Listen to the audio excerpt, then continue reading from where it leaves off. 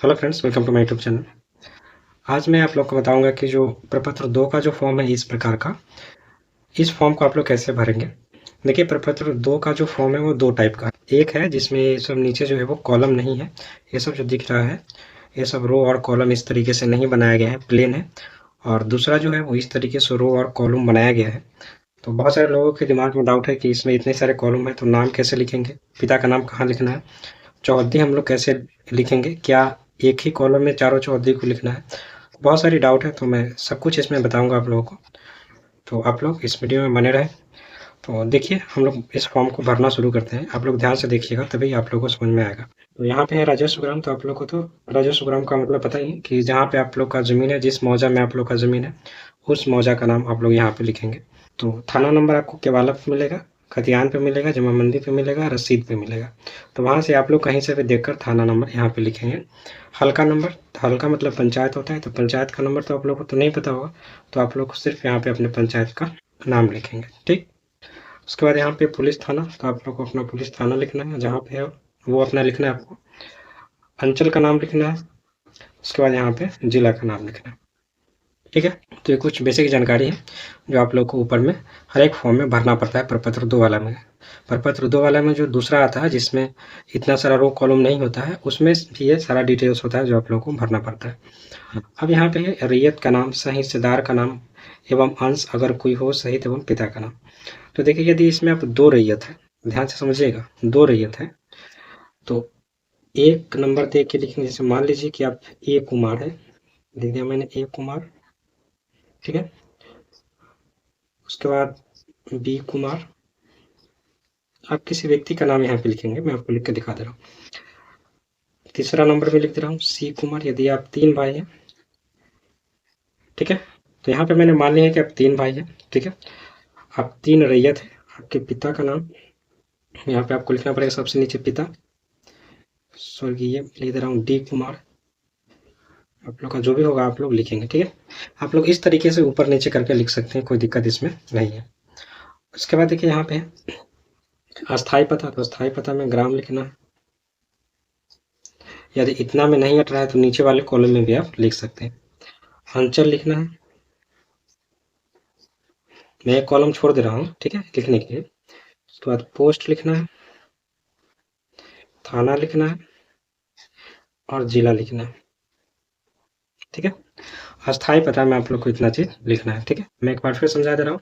मैं यहाँ पे मान के चल रहा हूँ कि इस प्लॉट में जो है वो 3 रैयत है, ए कुमार, बी कुमार, सी कुमार, और इन तीनों को जो पिता है वो स्वर्गीय डी कुमार है। मैंने यहाँ पे लिखा। आप लोग अपने अनुसार यहाँ पे भरेंगे, आपका क्या है वो अपना आप देख के यहाँ पे भरेंगे। अस्थाई पता में ग्राम, अंचल, पोस्ट, थाना और जिला इतना लिखना।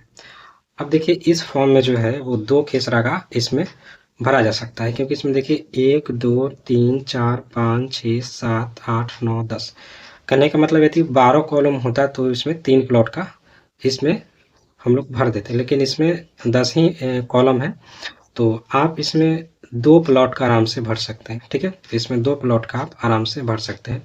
2 से ज़्यादा प्लॉट का इसमें नहीं भरा जाएगा, क्योंकि चौहद्दी लिखने के लिए हमको 4 कॉलम की आवश्यकता पड़ेगी, 4 ऊपर 4 नीचे, उसके बाद जगह ही नहीं बचेगा।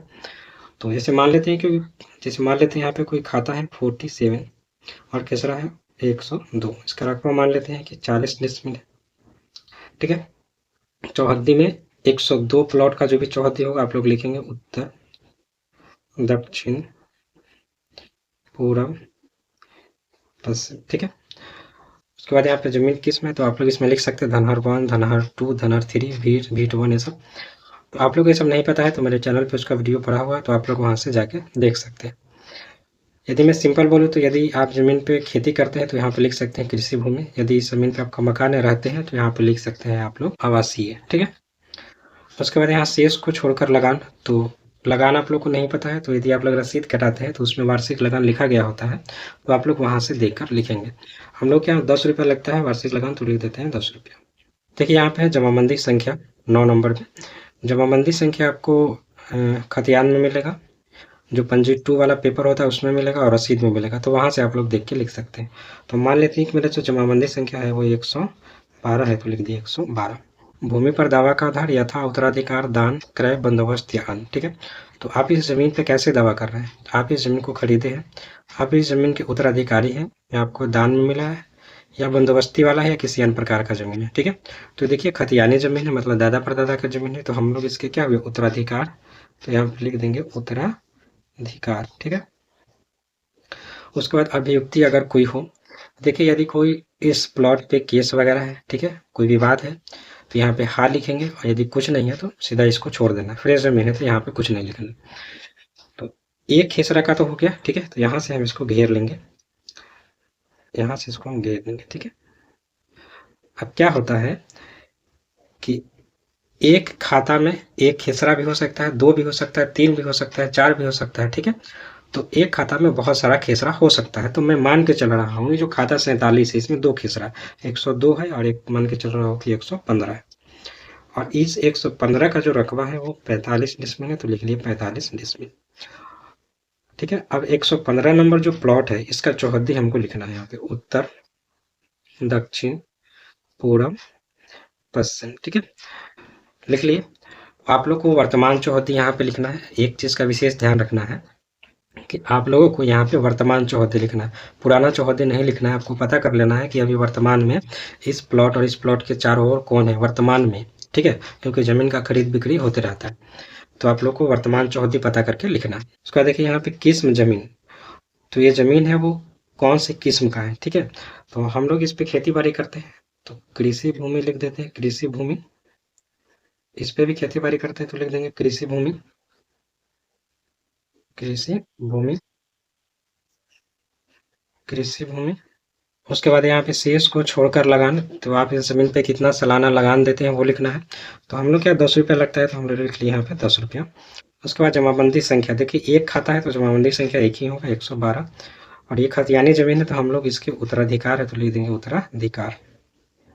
उसके बाद यहाँ पे अभियुक्ति अगर कोई हो, तो यदि इस जमीन पे कोई विवाद है, कोई केस वगैरह है तो हाँ लिखेंगे, और फ्रेश जमीन है तो सीधा इसको छोड़ देंगे। ठीक है, उसके बाद आपको यहाँ आना है नीचे, यहाँ पे स्थान है, तो आपको यहाँ पे वर्तमान स्थान का नाम लिखना है। मतलब आप इस समय वर्तमान समय में जिस स्थान पर रह रहे हैं, जहाँ से फॉर्म भर रहे हैं, उस स्थान का नाम आपको यहाँ पे लिखना है। तो यहाँ पे तिथि है, तो आप जिस दिन फॉर्म भरेंगे उस दिन का भी डेट डाल सकते हैं, या जिस दिन कैंप में आप जमा करेंगे उस दिन का भी डेट यहाँ पे डाल सकते हैं। उसके बाद मोबाइल नंबर, ये जो रैयत है इसमें 3 रैयत है, इन तीनों रैयत का मोबाइल नंबर आपको यहाँ पे लिखना पड़ेगा। 1 नंबर, 2 नंबर, 3 नंबर, ऐसे लिख के मोबाइल नंबर लिख देंगे तो वो समझ जाएंगे। 1 नंबर मतलब ए कुमार, 2 नंबर मतलब बी कुमार, 3 नंबर मतलब सी कुमार का मोबाइल नंबर। उसके बाद आधार संख्या में भी वैसे ही आपको करना है, 1 नंबर, 2 नंबर, 3 नंबर लिख के आपको आधार संख्या लिखना है, तो वो समझ जाएंगे। 1 नंबर मतलब ए कुमार, 2 नंबर मतलब बी कुमार, और 3 नंबर मतलब सी कुमार। उसके बाद यहाँ पे रैयत का हस्ताक्षर, तो यहाँ पे तीनों भाई जो है वो हस्ताक्षर करेंगे यहाँ पे अपना। उसके बाद ये फॉर्म जो है वो भर के रेडी हो गया। अब इसमें कुछ नहीं करना है। ठीक है, मैं इसको एक बार वापस से समझाता रहा हूँ कि आपके खतियान में जितना रैयत है उतने रैयत का आप नाम लिखेंगे, उनके पिताजी का नाम लिखेंगे। क्या होता था कि जो पुराना खतियान है उसमें 2 लोग 3 लोग मिल के ज़मीन को लिखाए हुए हैं, तो हो सकता है कि ए कुमार के फादर नेम कुछ और हो, बी कुमार के फादर नेम कुछ और हो, सी कुमार का फादर नेम कुछ और हो। तो यदि फादर नेम डिफरेंट है तो ए कुमार के नीचे इनके फादर नेम को आप लिखेंगे, बी कुमार के नीचे इनके फादर नेम को लिखेंगे, सी कुमार के नीचे इनके फादर नेम को लिखेंगे। यदि ये तीनों भाई है तो तीनों के पिताजी एक ही होंगे, तो तीनों भाई का नाम ऊपर लिखना है और पिताजी का नाम आपको नीचे लिखना है। उसके बाद यहाँ पे अस्थायी पता में आपको ग्राम, अंचल, पोस्ट, थाना, जिला ये सब लिखना है। खाता यहाँ पे लिखना है, खेसरा लिखना है, खेसरा यानी कि प्लॉट। उसके बाद प्लॉट का क्या रकबा है, ठीक है, वो रकबा लिखना है। उसके बाद इस प्लॉट का वर्तमान चौहद्दी आपको लिखना है। उसके बाद ज़मीन का किस्म, तो यदि आप इस पे खेती करते हैं तो कृषि भूमि, रहते हैं तो यहाँ पे लिखेंगे आवासीय। तो उसी तरीके से यहाँ पे शेष को छोड़कर लगान, यानी कि आप वार्षिक कितना लगान देते हैं, तो वार्षिक लगान हम लोग 10 रुपया देते हैं, तो लिखिए यहाँ पे 10 रुपया। अब खाता एक ही है तो जाहिर सी बात है जमाबंदी एक ही होगा, तो इसलिए यहाँ पे लिखिए 112, यहाँ भी हम 112 लिख दिए। उसके बाद ये खतियानी ज़मीन है तो हम लोग इसके उत्तराधिकार हुए, तो यहाँ पे लिख दिए उत्तराधिकार। ठीक है, तो इस तरीके से आप लोग को फॉर्म को भर लेना है।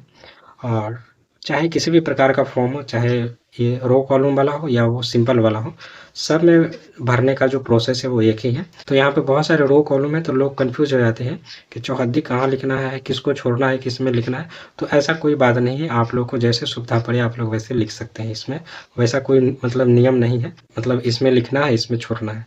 तो आप लोग को जैसे सुविधा पड़े आप लोग वैसे लिख सकते हैं इसमें। तो वीडियो अच्छा लगा तो आप लोग मेरे चैनल को सब्सक्राइब जरूर करें। मिलते हैं हम लोग नेक्स्ट वीडियो में, तब तक के लिए थैंक यू। आपका दिन शुभ हो।